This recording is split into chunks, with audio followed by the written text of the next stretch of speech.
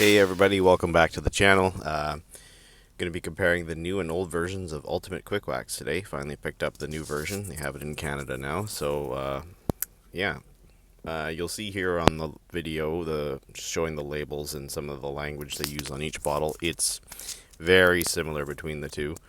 The eagle-eyed of you will spot that the new version bottle doesn't have the label at the top like they show online.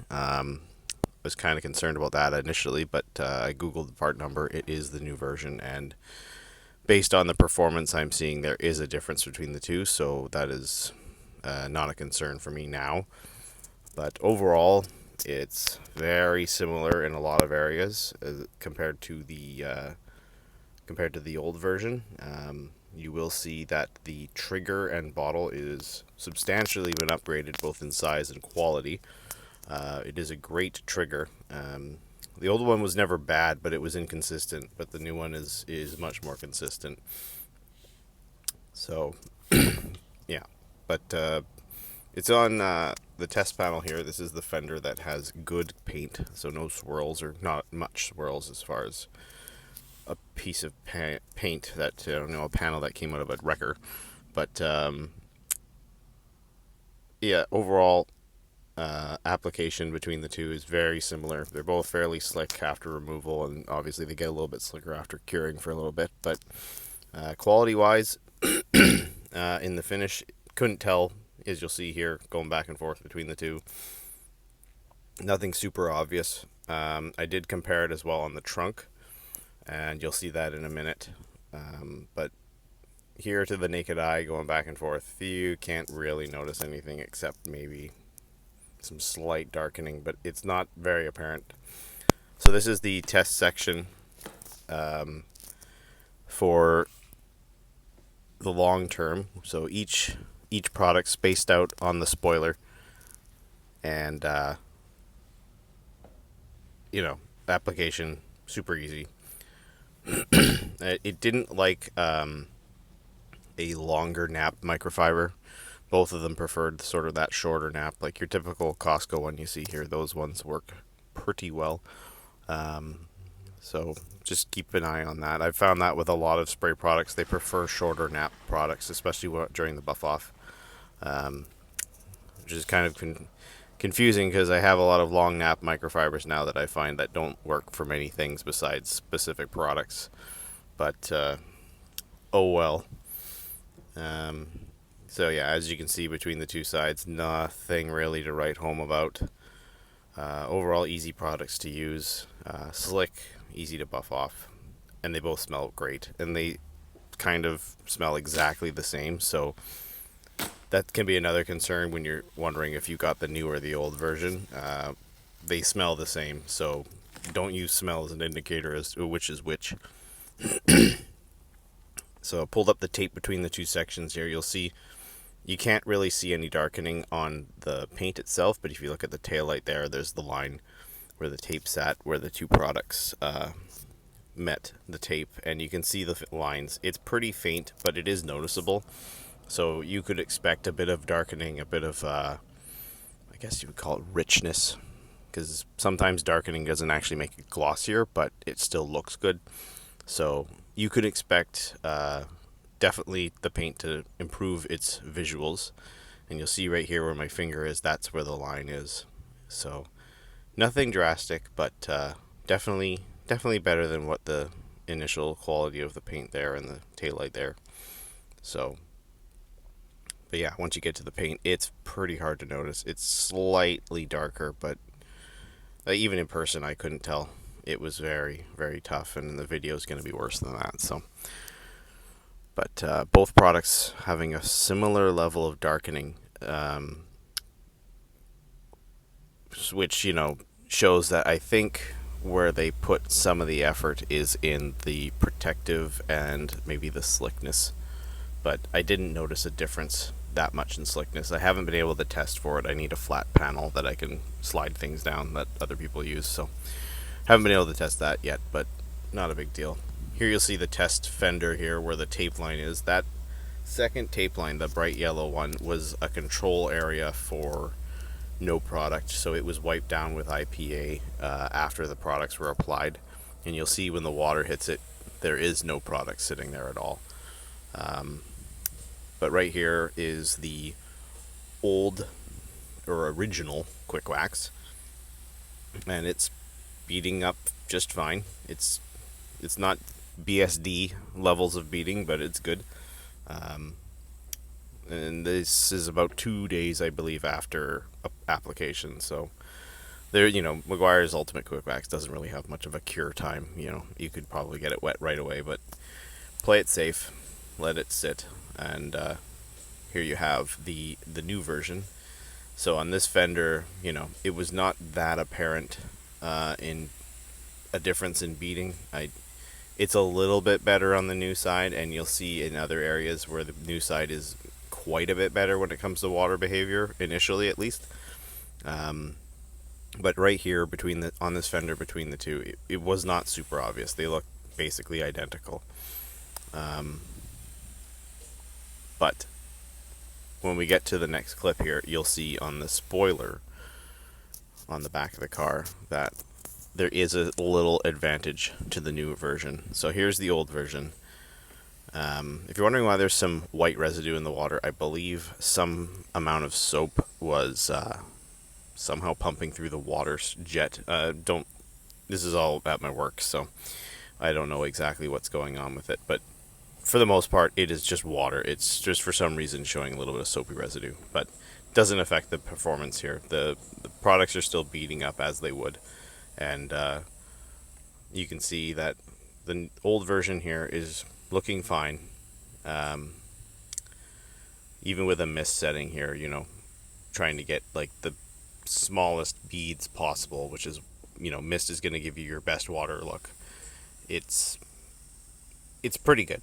It's not the best out there by a long shot, but for how much it costs to buy a bottle of Ultimate Quik Wax, it is definitely acceptable. And, considering the application's easy, it smells good, it's slick, it has some gloss. Can't complain. But when you look here at the new section, you can see there is a noticeable step up in water behavior. It's more along the hybrid ceramic lines performance when it comes to water beading, and I think all of the products in that range have pretty good beads, like very round. I wouldn't guess a contact angle, but good, very good. And you can see here, going back and forth between the two, that the new version is better. It does have better beading, so you could draw a conclusion that it's more repellent. Not everyone suggests supporting that, because sometimes products bead really well, but they're not as more durable than a less beady product. So I wouldn't say that's the case here, but it does have an initial water behavior uplift compared to the old one, and which is always nice. You're gonna new and improved formula. It should have something over top of what the previous version had. So here we go and switch it to the finest mist setting I've got to try and just see what kind of beading we can get. And you're getting those beads that are like wow level, right? You're getting the round beads, and yes, it's on a bit of an incline, so they're not going to be perfect, but compared to the two sides here, you can see again, new formula is doing better. But this is after a day or two sitting on the car, driven. This was after the first night, so only one commute in. So it's not been washed, but it wasn't really raining or anything when I drove in, so minimal amount of dirt. So here we're going to look into chemical testing. Inside the bottle is Meguiars all-purpose cleaner, mixed probably around between 10 and 15 to 1. So nothing crazy strong, but I'd say a good reference point as far as what people would be spraying on their car in a given scenario for doing a deeper clean. All-purpose cleaner, it's meant for all sorts of items and all sorts of surfaces, so it's expected that if you had something get on your paint that was stubborn, you could use an all-purpose cleaner to try and remove it. And so we did just a spray and rinse on the first one, just to see if no agitation causes any kind of difference between before and after, and for the most part they're performing very well. Not really seeing much of a difference between the two. And then from there we will recoat and agitate with a Detail Factory brush. This is their super gentle one. It looks like kind of like a makeup brush, but I had a bit of an issue with the fender trying to fall off of its little prop here, so I didn't quite have a consistent pressure on the brush. I wished I just propped it on something more steady, but it could have explained a little bit of the differences between the two products, but overall they both got a fairly equal agitation, and this brush is not aggressive, so you can put a really aggressive cleaner on and it doesn't scrub it like if you were to spread it around with a microfiber towel. So you'll see later where you can see some brush strokes where it looks like it was aggressive in one spot and then not aggressive in the other because the product didn't fail consistently. But after one agitation, not too much of a difference, but I am starting to see that the original formula is showing to be a little bit more durable, and you'll see it pretty clearly after this round. So this is a third round, second round with agitation, and then there'll be one more round with a wheel cleaner, which is the one we have here at work, which is an alkali based cleaner, but it is extremely strong for alkali, and it definitely chunks these things good. These, Ultimate Quik Wax is not a chemical resistant product by design, but it does seem, there, knocked the fender again. It does seem like the old version was a little bit more resistant based on what I've done here. Obviously some follow-up needs to be done and a couple trial and errors and stuff like that, but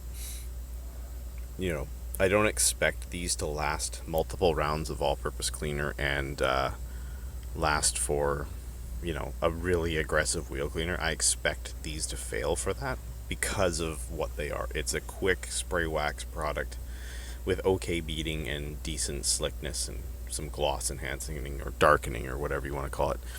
But I don't expect it to ceramic coating levels of resistance when it comes to spraying chemicals on your paint or overspraying or having a stubborn area. Like if I were to do a deep clean on a car that had this on it in a couple areas because it was very dirty, like something got on the car, like bird crap or something like that, I would be fine. I would not care because I can just quickly re-add another layer because these products are so easy to use.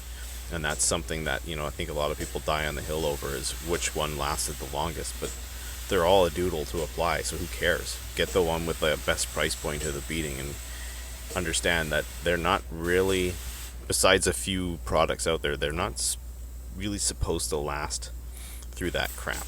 But here is the wheel cleaner, and as you can see, it's extremely aggressive, flatted all the water right away. Again, it's not a color change or anything, it's just an alkali cleaner, but it is extremely strong, and we have it pre-mixed in the dilution system at a fairly strong ratio, just because we use it on any level of dirt that comes through the shop. But yeah, you'll see that after scrubbing that the old formula is showing a better resistance to it. And I can't say 100% if there was a little bit of inconsistency in the agitation, but that Detail Factory brush is not aggressive even in heavy hands. It is gentle. So you'll see here on the old side, you'll see some brush strokes up and down. I wouldn't read too much into that. That could just be, the product in those spots happened to be working a little bit more effectively, and I wouldn't initially say it's because the brush wasn't quite as strong, because the chemical's really what's doing the damage here. But you'll see, compared to the new version here on the left side, that a lot more failure or overall reduction in performance on the new formula versus the old. And we'll try and get it rinsed off. This product is not easy to rinse off, but I wasn't going to do wet wipes with the microfiber because this fender was sliding all over the floor. So, but this still gives you a relative comparison. but the new formula definitely didn't have the resistance to this chemical specifically that the old formula does, and it was pretty close between the two of them when it came to the Meg's APC. But yeah, here it was different. So yeah, but otherwise, that was the one area where I thought the old formula seemed to have some ground on the new one. But you'll see later when we look at the spoiler here on the daily driver after a couple hundred clicks of commuting that the new formula side is performing great. The old formula is so here's the new one on the left. The old one is basically a sheet. It looks like there's nothing on top of the new formula. And on the old formula side, it looks like it's been sitting outside for a couple of weeks. Like that's gunked up. It looks like there's something really hampering the performance. So it's like it hasn't been warm. If the new formula can just make the volume, that's a really good. That's a big win for it compared to the old formula. And you'll see like those beads much tighter, whereas this is getting blotchy. So yeah, thanks for watching.